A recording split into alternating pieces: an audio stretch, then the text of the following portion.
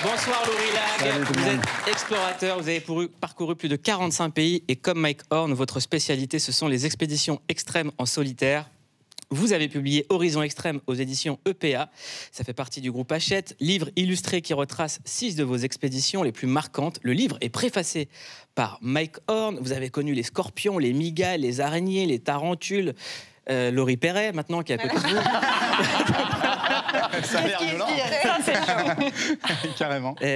Vous avez 36 ans, ouais. C'est bien ça. Vous êtes né avec le syndrome de l'analgésie congénitale. Qu'est-ce que c'est? Ils sont bien renseignés. Ah, oui.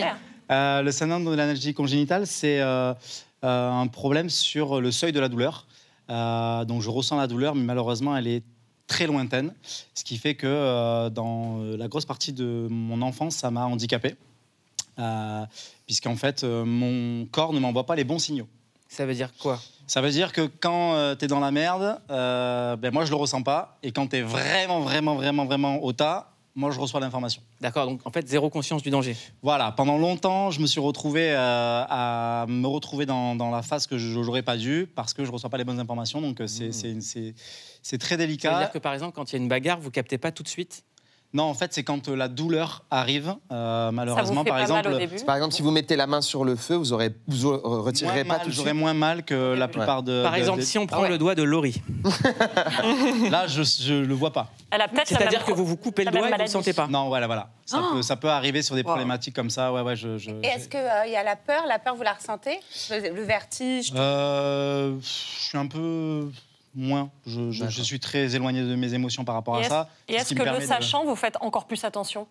Maintenant, ouais, j'ai passé 30 ans à essayer de comprendre comment ça marchait. Hein. Et est-ce que quand on ne sent pas la douleur, est-ce qu'on peut sentir le plaisir à l'inverse? Certainement que je suis aussi éloigné un petit peu de ça. D'accord, donc quand vous allez à un match, à un rallye, ça va, il n'y a pas de... À part quand je vois des belles images comme vous les avez montrées. C'est ça. Laurie, vous avez eu une enfance très compliquée. À 17 ans, vous quittez votre famille, vous faites de la prison. Vous ne pouvez pas quitter la France pendant 5 ans. Qu'est-ce qui s'est passé? Avant d'explorer le monde, je me suis exploré moi-même. J'ai fait des recherches sur ce qui était bon ou pas bon, légal ou illégal, malheureusement. Et c'est vrai que ça m'a mené à des expériences de vie, certaines douteuses, d'autres moins. Et effectivement, j'ai passé ma 20e année en détention parce que je me suis frotté à un univers qui dépassait certaines règles, malheureusement. Ça reste pour moi une expérience comme une autre. J'en ai pas de mauvais souvenirs. Je crois qu'en fait, toute ma vie, j'ai enchaîné les situations extrêmes en partant de l'enfance jusqu'à maintenant aujourd'hui. Finalement, juste aujourd'hui, je suis payé pour faire le métier que je fais. Le jour où vous retrouvez votre liberté, ouais. Qu'est-ce qui se passe au moment où on sort de prison, qu'on a passé sa 20e année en prison? Qu'est-ce qu'il y a C'est quoi le mindset? Qu'est-ce qu'il y a dans votre tête? Déjà, je sors dans la rue et j'ai un gros problème avec la foule. Je deviens un petit peu agoraphobe sur les bords, ça devient très compliqué, moi, la gestion de la foule et la gestion du confort. C'est vrai qu'en détention, malheureusement, le confort est très, très précaire. Et de suite, je crois que je m'efface un petit peu du système pendant 5 longues années. J'ai pas de téléphone. Je deviens hors radar. La gestion du confort, ça veut dire que le confort vous angoissez un peu, vous mettez mal à l'aise? Non, c'est les gens qui se plaignaient de plein de choses de la vie de tous les jours, qui finalement vivent dans un confort ultime. Et quand j'entendais ces gens-là toujours en train de râler sur des choses très futiles finalement, ça m'a dérangé et ça m'a déplu et je me suis un petit peu isolé de tout ça. Ouais. Okay. Vous êtes isolé à l'extrême, vous êtes devenu explorateur. Ouais. Comment est-ce qu'on devient explorateur? C'est quoi le déclic?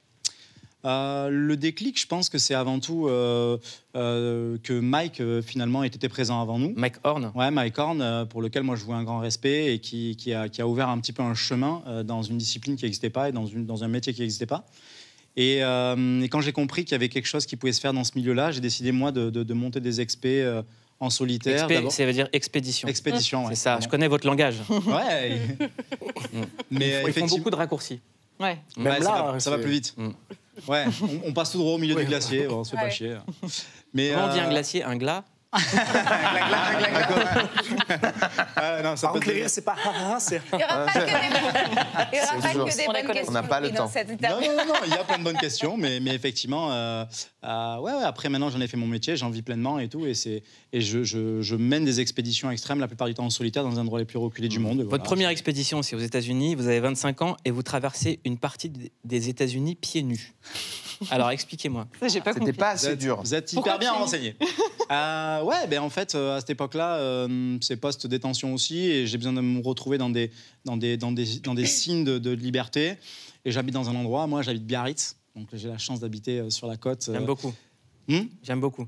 Bah ouais, c'est un endroit où je me sens vraiment bien. Je vais surfer assez régulièrement et tout. Et puis finalement, marcher pieds nus, c'est un petit peu la vie de tous les jours de Monsieur Tout le Monde. Donc c'est né un petit peu d'été en été. Et puis j'ai fini par marcher pieds nus. Puis je me suis dit, je vais continuer à la rentrée. C'était pourquoi en fait? J'ai toujours pas compris. Bah, c'est juste parce que je kiffais pas les pompes à cette époque-là. Ah ok. Donc c'est assez simple. Ah ouais, ok. Et en plus, vous sentez un peu moins là. Quand c'est trop confortable, vous n'êtes pas bien, quoi. Ouais, Non, c'est juste que j'avais besoin de ce sentiment de liberté. Donc je me suis laissé porter Attendez, il y a par ce sentiment. Serge Calfon qui veut faire une blague. Il me dit une blague à l'oreillette. Serge, vas-y, fais ta blague.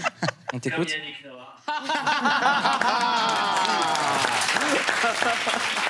Yes, on va faire un petit peu. Maintenant, même le Réal, il fait des vannes dans cette émission.